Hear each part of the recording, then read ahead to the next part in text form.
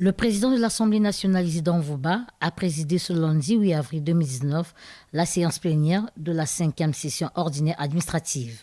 Une seule affaire était à l'ordre du jour, notamment le projet de loi portant sur la lutte contre la traite des personnes.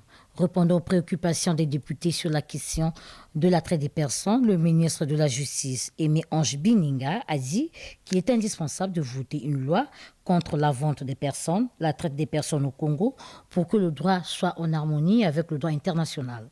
C'est un phénomène qui n'appartient pas à la culture congolaise. Et nous savons que la législation et la réglementation suivent généralement les phénomènes sociaux. C'est lorsqu'un problème est important dans la société, c'est lorsqu'un problème préoccupe, à plus d'un titre, les citoyens dans une cité, que la législation est obligée de fixer la norme, d'encadrer le phénomène pour qu'on n'arrive pas aux abus, pour que les droits des citoyens ne puissent pas être bafoués. Et donc,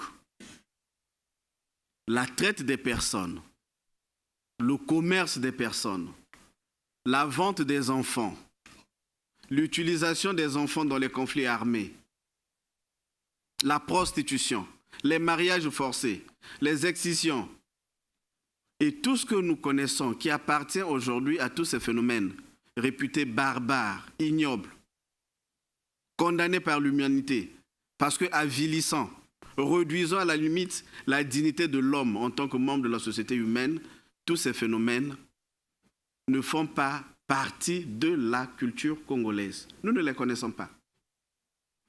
Le fait, aujourd'hui, est que, n'ayant pas une législation appropriée à la condamnation de ces phénomènes, eh bien, les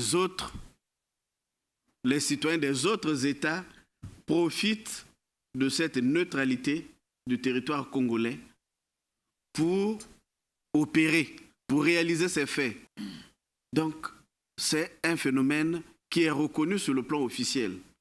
Nous avons expulsé de notre pays des enfants qui ont été accueillis ici parce que vendus dans leur pays comme esclaves, mariés dans leur pays par leurs parents et livrés sur le sol congolais comme épouses des mineurs. Embarqués au Congo pour subir des actes d'excision et autres. Lorsqu'un fait ne donne pas un contenu infractionnel reconnu par la loi, ce fait ne peut pas être appréhendé comme constituant une faute. Il faut d'abord que la loi reconnaisse que le fait de marier par force un enfant constitue une faute pour son père et sa mère, pour tous ceux qui ont pris la boisson, pour tous ceux qui ont assisté au mariage. Par exemple, c'est lorsque ces faits sont reconnus comme tels par la loi comme constitutifs d'une infraction qu'effectivement on les amène dans le corps pénal, qu'on les inscrit dans les dispositions pénales applicables. Et de ce fait, donc, nous pouvons les considérer comme faisant désormais partie des mesures que les juges peuvent, à l'occasion d'un procès, qualifier comme étant des faits infractionnels. Mais tant que nous restons dans les dispositions générales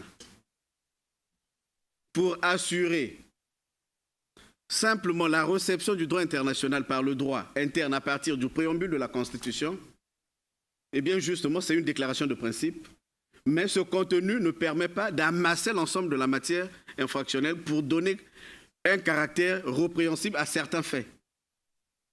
C'est d'abord ça le problème. Il ne s'agit pas d'une incohérence. C'est une tendance, oui, du constitutionnalisme africain qui aujourd'hui s'inscrit dans la logique de la réception du droit international par le droit interne. Mais au-delà de cette réception, il faudrait qu'on arrive à la transposition de ces normes qui finalement prennent corps dans le cadre des normes pénales applicables par les tribunaux. Et là, le principe de base, c'est d'abord celui de la légalité. Il faut d'abord que la loi ait reconnu que le fait pour une personne de transporter un enfant qui a été vendu comme esclave constitue une faute. Le fait pour le propriétaire d'un navire de prendre à bord de son navire des personnes sans s'assurer que ces personnes ont effectivement tous leurs documents de voyage, que ces personnes sont majeures, que ces personnes ont donné librement leur consentement pour participer à ce voyage, que le fait pour un transporteur de ne pas vérifier cela constitue une infraction. Tant que ce n'est pas reconnu par une loi, ça ne peut pas être applicable par nos tribunaux. Et donc, l'exercice aujourd'hui consiste pour nous à aller vers l'incrimination de ces faits pour les rendre justiciables. Et c'est ce que nous sommes en train de faire. Une personne qui n'a pas reçu la mission de donner l'information et qui le fait commet une faute.